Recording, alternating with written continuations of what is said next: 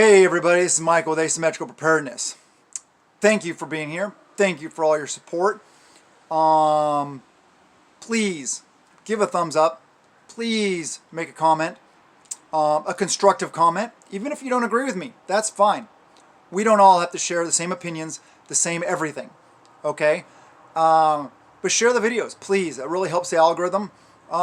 Please, if you like the channel, if you appreciate what I'm doing, the time I take, the hard work, the dedication, all the stuff that I do to put this information out for you guys, then please help out. And if you really want to help out, Patreon. Patreon is the place where there's no censorship. Well, I haven't seen any. But we can talk about all the cool things that we can't talk about here. So check it out there. That will really support me. And it's only $1 a month. I mean, come on. But anyway, sorry, enough about that. This is grow your own food now. Produce your own calories now. Be able to sustainably feed your family. This is very important. There's a lot going on in the world right now. And also if you want to check out Ice Age Farmer, great channel. He talked about a lot of good stuff. A lot of stuff that I wasn't aware of. I was watching some of his videos. I finally got a chance to watch a video. Actually, I think I was listening to it in my truck as I'm driving. And he was talking about all the soybean stuff in Brazil. Brazil being the largest grower of soybeans, and how they have shortages and they have burning silos and stuff like that. A lot going on in there. Watch his channel. I'm not the expert on all that. Plus, droughts in different locations. China already saying that they're not selling anything out of next year's crop, and increasing imports of food. Food is a way you control the people. So if you don't want to be controlled, grow your own food, raise your own animals, be as self-sufficient and self-reliant as possible. It's independent of the system. I don't want to be controlled by the system as much as possible, I guess. There's always something that they can control me with. Yes, I get it, but let's be as independent as possible. Grow our own calories. I'm going to be doing a lot of gardening videos coming up as we get stuff going. Pretty soon, maybe tomorrow, I think I may add in another raised bed, just because I may have some time. But I'm already starting now, and it's only middle of January. But start now. Get things going. Get things ready. If you can start planning stuff as you go, do it. So food shortages, increased prices, less availability at the bare minimum. And some slight increases or massive increases. I don't know what's going to go on. We may see a severe shortage. It's a way to control people. That's for one thing. So if anybody wants to try to control us, that's a good way to do it. Just saying. I'm not saying anybody is, necessarily going to do that. But hey, you never know. And a lot of people are like, oh, they can never. These things can never happen in the United States of America.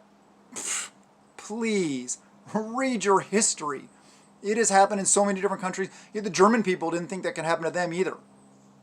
The Russian people didn't think that could happen to them either. Chinese people. You go on and on and on. Any tyrannical government that has gone totally south and controlled their people starts out, the people had no idea. The people trusted their government. The people didn't do anything. I'm not saying we can't. I'm just saying be aware that it's possible. Chinese not exporting any crops next year. A lot of imports won't be coming in. And that affects everything. That affects feed for animals. So meat shortages. It affects a lot of different things. Soybeans are in almost anything. So many different products nowadays. Same with corn. Corn shortages around the world. That can big time affect feed, which affects animals, which affects a lot of things. It's a big cycle. It's a big picture kind of thing. So basically the way I look at it is the more people that grow their own, raise their own, the better off we are as a society. I love the idea, looking back World War II, victory gardens, when everybody was encouraged by the government to be more self-reliant, not reliant on them. Wow, what a concept. I like that concept. I love when I drive around, I see people with gardens, or, chicken coops, or rabbit hutches, whatever it may be. Goats, sheep, whatever. I love it. I get so excited when I see things like that, or I see solar panels on roofs. Yeah, baby. I love it. I love seeing people, because I know that there's more assets out there and less liabilities. They may not be a prepper. They may not be anything special, but they're at least trying. They're at least doing their part to be slightly self-sufficient. And that's a great thing. Please, please do this. You can grow indoors. You can grow on your porch. You can grow in your yard. Not everybody has a homestead. I get it. But you can micro homestead. You can micro homestead in your apartment. I'm not saying you can grow all the food you need to live for a year, but you can do a lot more than you know you can. Well, you may know you can. But anyway, research it. Whatever applies to you. If you're in an apartment, I'm not an apartment prepper, so I don't know. But there is a channel called Apartment Prepper. I've watched one. I think it's a woman. I think I've watched one of her videos. Seemed good to me. No problem there. But anyway, there's a lot of channels out there. There's a lot of stuff you can look at that specifically apply to you. You may not be in the situation I am. I'm not in the situation you are. But anyway, it helps build stronger families, stronger communities, and a stronger nation. The more food we're able to produce ourselves, the less susceptible we are to like foreign invasion or droughts or food shortages and stuff like that. The stronger we are as like I said, as a community, as a family, and as a nation. We want a strong nation. I want a strong nation. I want the United States of America to be strong. I don't want us to be weak. I don't want us to be reliant on the government. I don't want us to be reliant on any outside forces. I don't want to be reliant on China sending us food. No. I want us to take care of ourselves. That's what that's American spirit. Americans take care of themselves. We do our own stuff. We work hard, we play hard, and we do the things.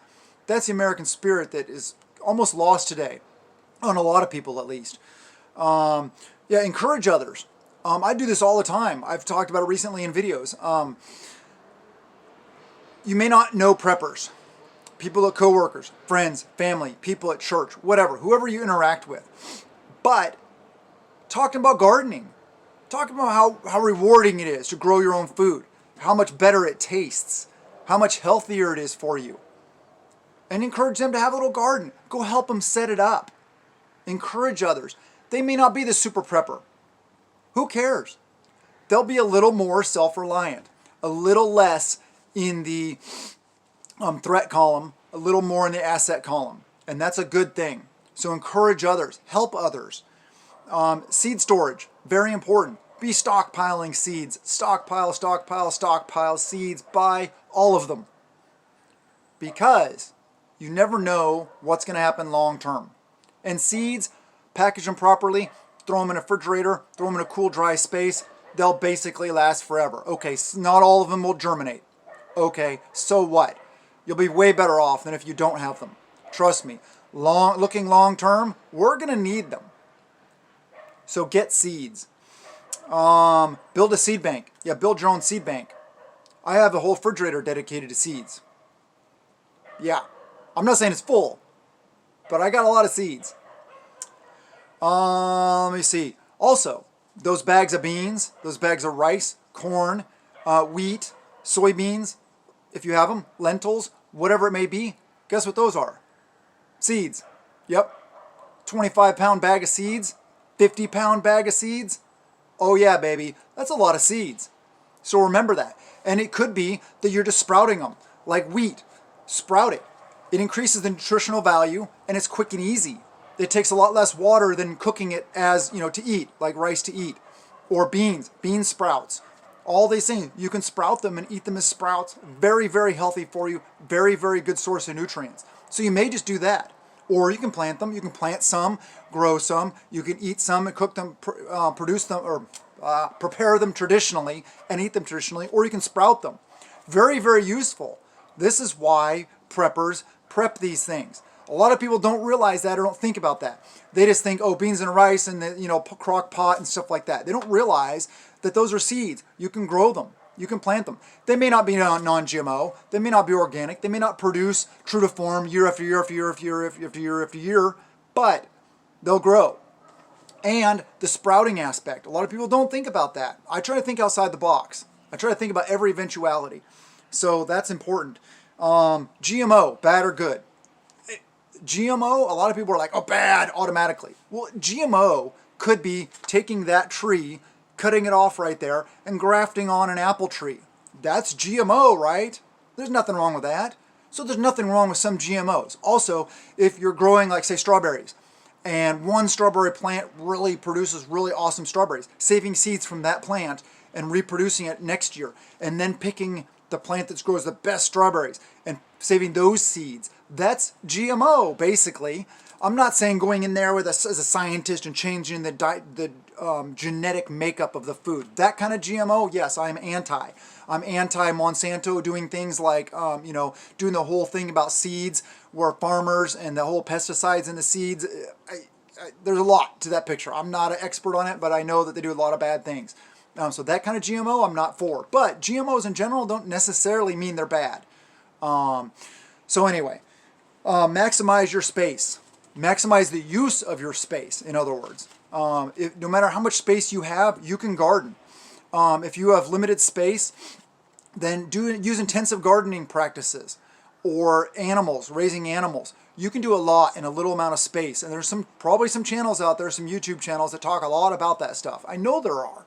I know one guy, I remember hearing the story, he was like in a city and he was just gardening in his backyard. He was really intense gardener, and he produced food for the neighborhood and stuff like that, and food banks, I think, or something. And then he kind of expanded, and he made a big business out of it. He became very successful. But intensive micro space, gardening is possible. So look into that. I'm trying to empower you guys to be ready for any eventuality. We don't know what the future holds. All we know is we can hope for the best and prepare for the worst. So let's do that. Prep a little every day. And prep at a peace of mind out of fear. I love you guys, and blessings to you and yours.